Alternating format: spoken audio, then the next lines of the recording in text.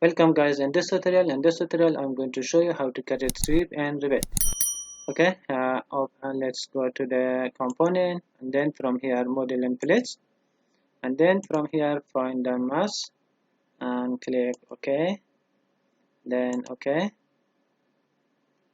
So let's change the unit, type UN, and then from here I'm going to change my unit to, I'm going to use metric, and then let's OK, and then OK. So now I'm going to start my line from here, maybe 20 by 20, and then 20. Okay, and now I'm going to create the argan here and also in here as well. So I'm going to use plate art. So let's use this one, click this one, and then select this one. So let's okay. And now we need to set the work plan. So for that, let's use the find element, and let's click in here. Let's open 3D.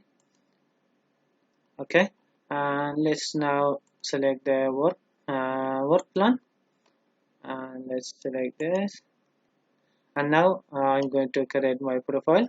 Select the circle, and then let's start from here. Let's select maybe 2 meter and one inside, maybe 1 meter. Okay, and then escape. So now select all of them, press the control key to select the profile, and then from here go to the create form and select the solid form. Okay, and then let's finish. Here we go. This is how to create the shape. So let's change from here to realistic. If you see, it looks like this.